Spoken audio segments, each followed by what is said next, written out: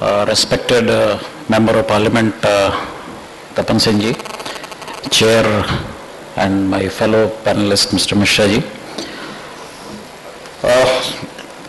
As Mishra ji was telling that how LIC is a very financially sound organization, I would like also to say, continue from there. Morning I had that 1 minute NABARD is really, right now it is not in any sort of crisis in the sense that we are going to be privatized or no. But still why I am here. I read from my first 2-3 lines. Whatever I express today, they are the views of officers fraternity at NABARD in general and NABARD Officer Association in particular. After that, you please listen. I would like to state that the views expressed by me here may not in totality or in fragmentation be construed as the views of NABARD as a corporate or of its management. If I don't write this, probably staff rule can take care of me. But I don't have anything. When I was writing this, I thought this is the truth. This is the truth.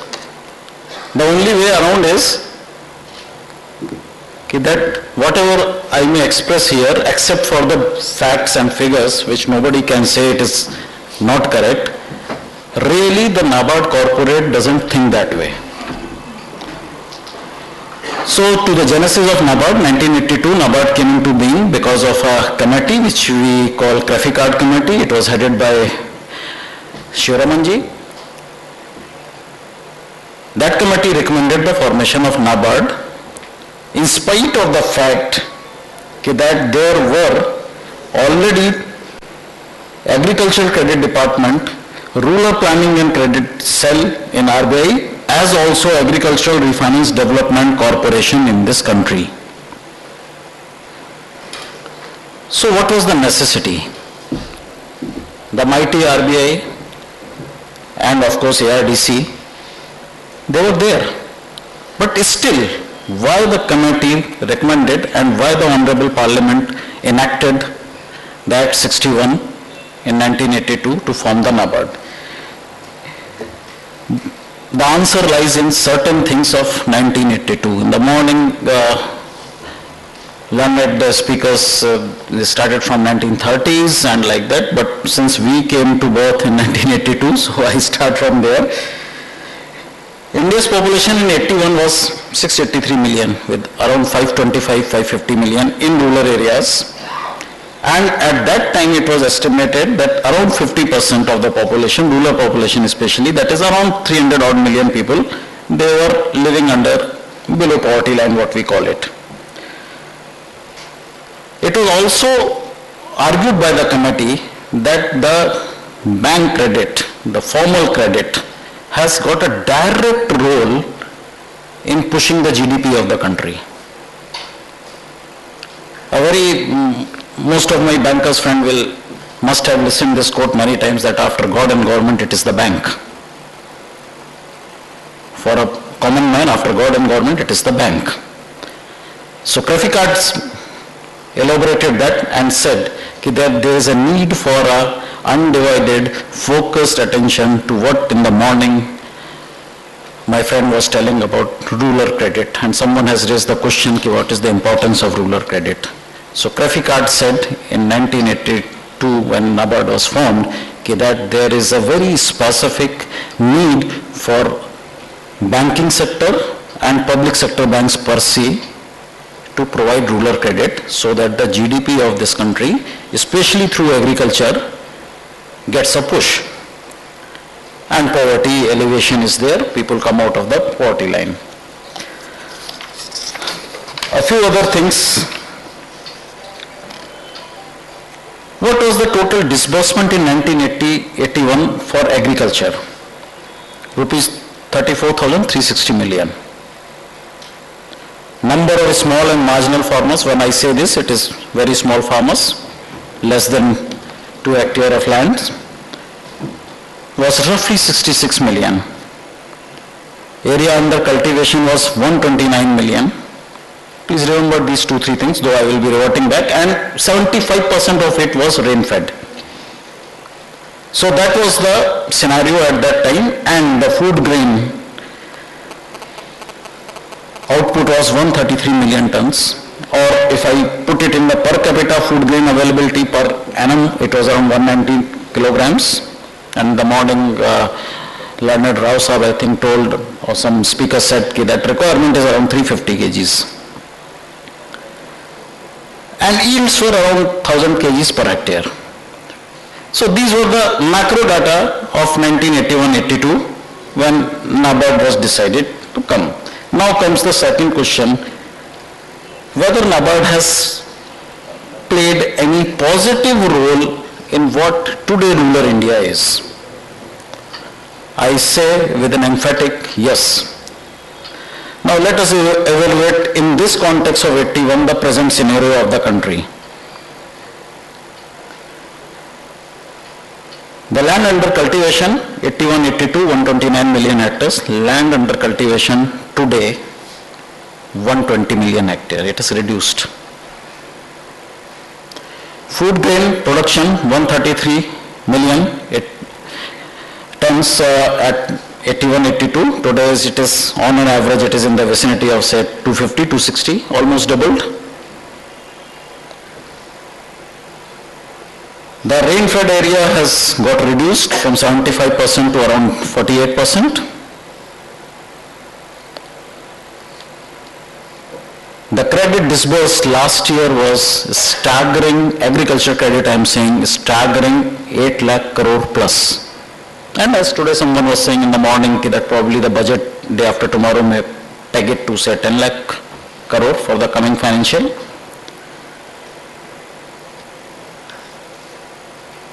And per availability of food grain per capita from 190 to 208 kgs per person. And then came the question of incidence of poverty, 50% roughly in 81-82, which now stands around 22%, though there is a lot of debate in the country whether the calorie basis of BPL or whether the basket of good basis, or as the World Bank says, purchasing parity basis. But whatever way, by any means, the country's incidence of poverty got reduced from a staggering 50 to around 20-25% by the say current or 2013-14. And the productivity food grain increased, almost doubled from 1000 to 2000 kg per hectare. So how all this was possible? With a little contribution from NABARD, but by major contribution by cooperative banks, RRBs and the public sector banks. From 34,000 to 8.5 lakh crore.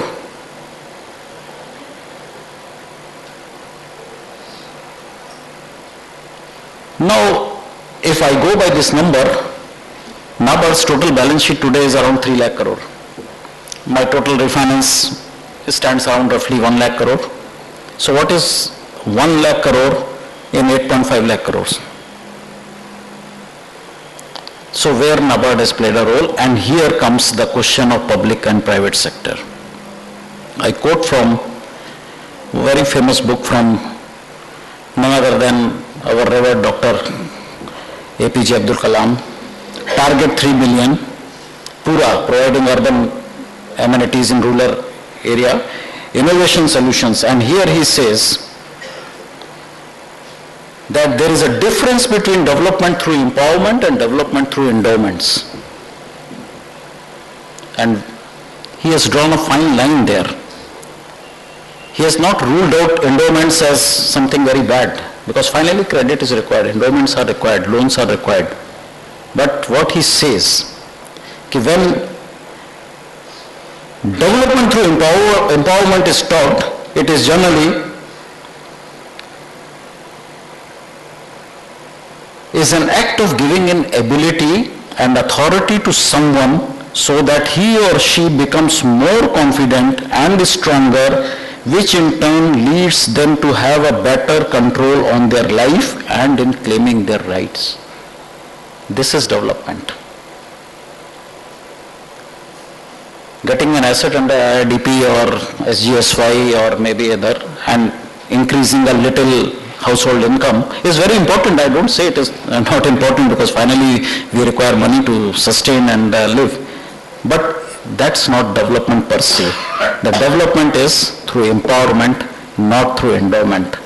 And here the contribution of NABARD is precisely immense. Not because we are very good, but because we have got a mandate. Bankers are busy with the funds. They are the trustees of the society. They take deposits, and it is their duty to ensure that that deposit remains safe. So, NABARD's role came by way of self-help group bank linkage program, and through that an innovative line of credit was, disbursal of credit was provided. I can say with pride today that there are 7.5 million self-help groups in this country, majority of them women self-help groups, which in turn covers roughly 10 million rural households, and they have been able to generate deposits. In the banking parlance, it is deposit. Personally, that is thrift, because they are not rich people. They don't have surpluses, but still they saved. It was only by way of thrift. And what is that quantum of thrift? 99,000 millions. I'm talking about 14 data, maybe 15 will be much more. And banks have been able to provide 4,29,000 million rupees by way of credit through these self-help groups. This is where NABARD has came, and I challenge no private entity will dare to venture here, because there are no returns, there are no profits, it is only investment. NABARD, continuing to self-help group, is today involved in promoting joint liability groups of landless people in the countryside. Because whether public or private, by way of rule, generally no bank will lend you without an equity. Maybe even without a collateral, maybe even without a security. So from where the equity will be there for a woman? From where she will bring an equity who even after 60 years plus years of independence generally doesn't have a right to property. My wife is a housemaker. If tomorrow she enters a bank and she wants to take a loan, probably my pay slip will be the guarantee, because she is not earning.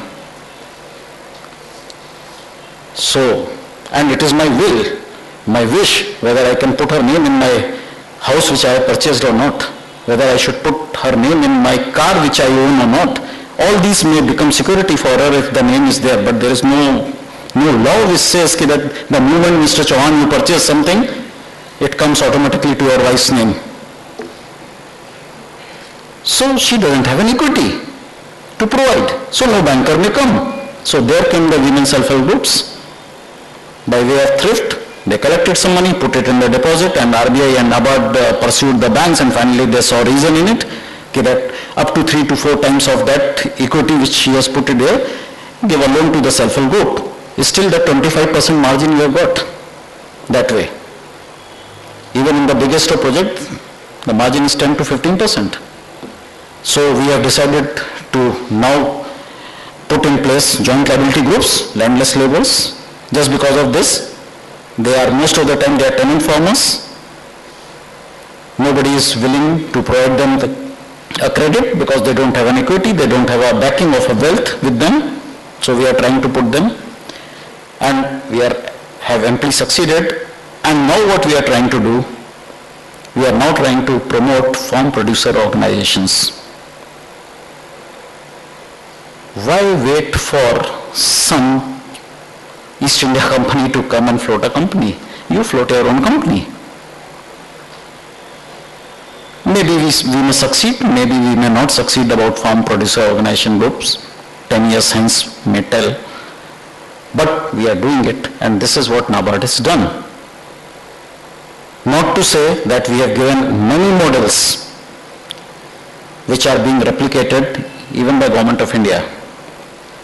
Aurangabad watershed model, with the help of KFW, GTZ money we got some.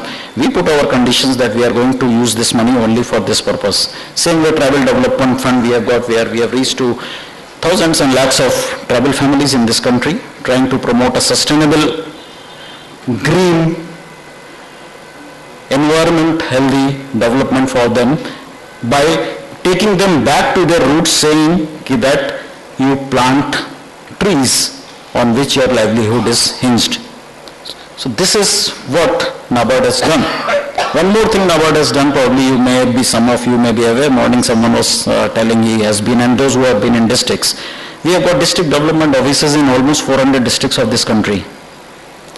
I can say with pride, they are one-man residence cum offices. And we are there for last 20 odd years.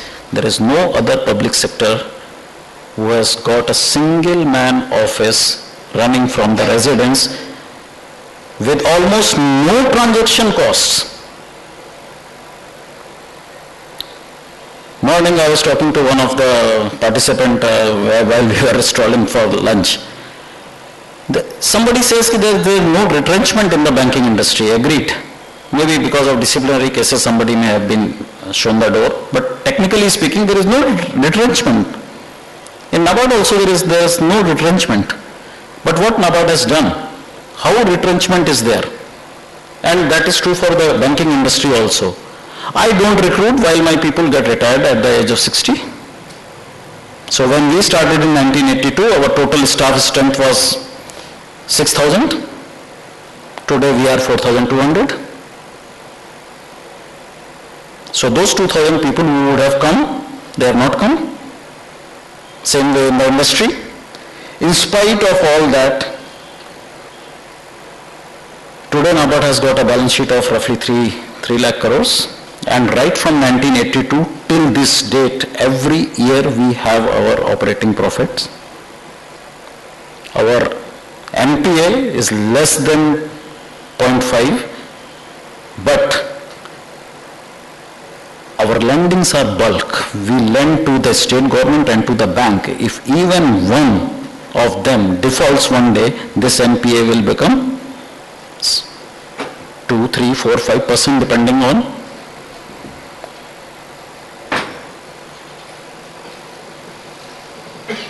Per employee profit is roughly rupees 10 million, which is the best in the industry. In spite of all that, one of my young officers one day in one of the general body asked me a question, "Sir, if today Traficard is reconstituted, will it again recommend NABARD to continue or to be formed?" And I said yes. Why? Because though the incidence of poverty has declined from 48 to 22%, the absolute number of poor in this country remains same, which was in 1981, roughly 300 million.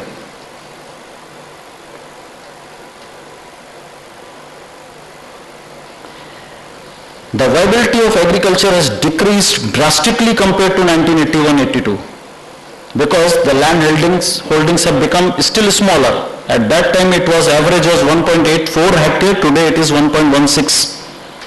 The number of small and marginal farmers have increased.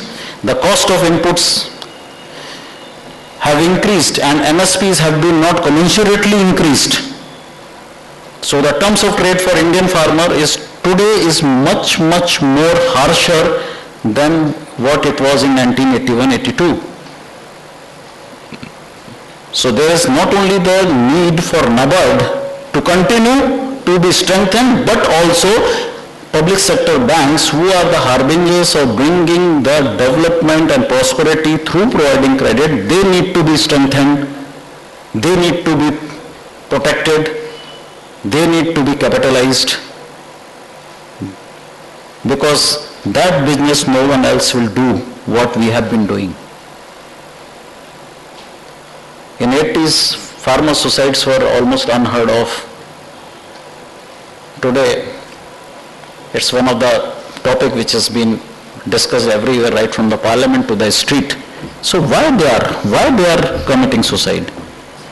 Because in spite of the development, in spite of the glamour, in spite of the illumination which we may be seeing today, the fact remains that as far as Indian farmer is concerned, the realities have become difficult and harsher compared to 1981-82. But there is a silver lining. Today, in this age of technology, in this age when the countries, maybe slowly, but human development index is improving, we are at a better position to attack poverty compared to 80s, compared to 70s, compared to 60s. And at this time, if you will destroy, weaken, take away public sector, probably this country will never get rid of poverty. This is forcefully we want to say. Today NABARD's refinance, we provide refinance, and once we provide refinance, we put certain conditions that you have to do this, you have to cover this much SCs, this much STs, this much should be the crop loan, this much should be the minor irrigation loan. I am not in a position to really tell it to my banker friends to do this sort of directed funding because I don't have resources to really play into it because I am not dependent on market. The RBI has stopped the general line of credit which was available to NABARD. The NABARD CP1, that world bank money which used to come to us has stopped some 20 years back, and today whatever NABARD is doing, it is doing from its own funds or generating money from the market. And once I generate money from the market, my cost is too much, and when I ask a banker to take a refinance at 9 to 10%, he won't take. Why should he? Till the time I am able to give a refinance as 5% to 6%.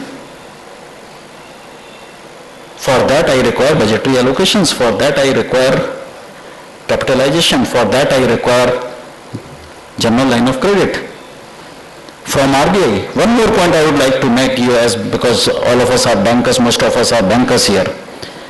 The CD ratio, the credit to deposit ratio, as a country as a whole is around 50%. That is 100 rupees if as a deposit I am generating, the advance portfolio is roughly 50 rupees that way. In rural areas, it is around 30-35%. What does it tell? There is a flight of capital from rural to urban. Those who are backward, those who are not that privileged, their hard-earned savings from a district of Jharkhand is probably being invested somewhere in the Baroda in some drug industry. Nothing wrong in the drug industry, but why? Rural savings should be invested in rural areas. So why NABARD should not have access to CRR, funds of cooperatives and RRBs? Why NABARD should not have access to of SLR funds? These are the certain ways where if government takes a policy decision, a lot of money can be made available through NABARD for rural credit. So with this, since the topic said what are the policy changes are required, with this background view, I conclude by saying there are the 4 or 5 things. First and foremost, the character and structure of public sector entity of NABARD should be left intact and strengthened further. Why I say this? Because even the NABARD Act has got a provision that government can disinvest its stake right up to 51%. One more important thing which Graphicard, the committee which set up the NABARD, said was that NABARD should always continue to have an organic link with Reserve Bank of India so that it works under some sort of autonomicity and guidance of RBI. Some 10 years back, RBI sold its stake to government. So today, we are almost 100% owned by government, governed by DFS, not by RBI. So that should, as associations, we are demanding that should be reversed. Budgetary allocations, general line of credit, whatever way, funds should come to NABARD so that we are able to provide a very user-friendly, cheap refinance to my bankers and then ask them to go and provide credit to those who are most needy in this country. NABARD is paying income tax. Every year we pay roughly 1,000 crore. So technically speaking, nothing wrong. We are public sector from this pocket to that pocket. Yes. But why NABARD should pay income tax? We are not a commercial entity. Instead, if mandate would have been there, in last 10 years we would have got a 10,000 crore, a sinking fund or a contingency fund or anything, so that we can take care of some conditions which my farmers are put to because of natural calamity. So we have been demanding as a matter of policy to government, exempt NABARD. There is a provision in NABARD Act to exempt it, but somehow Yashwant Sinha ji thought that NABARD has suddenly become very prospered, so he introduced income tax over NABARD. Till that time it was exempted. With this, I request, I call upon each one of you, all the bankers. Tapanda is here. He has been always a friend for NABARD. Whenever we have taken, when NABARD Act was being amended, we could get it stopped because of friends like Tapanda. Basudev Acharya ji was there. So I would like to request each one of you, by way of policy advocacy, by way of whatever might you have, please ensure that not only the public sector banks, not only the public sector entities like LIC and others, apex organizations like NABARD should also never be allowed to be put under private controls. I say if NABARD gets privatized, even if public sector banks don't get privatized, the rural credit will get privatized because policies flow from there. And as far as association is concerned, though we are officers association, we are not registered under any trade union act or anything. We are a recognized body. We have committed ourselves to fight any move which says that NABARD's policy will be not like what I read. We believe empowerment before endowment, people before profit, society before self, and farmer first always.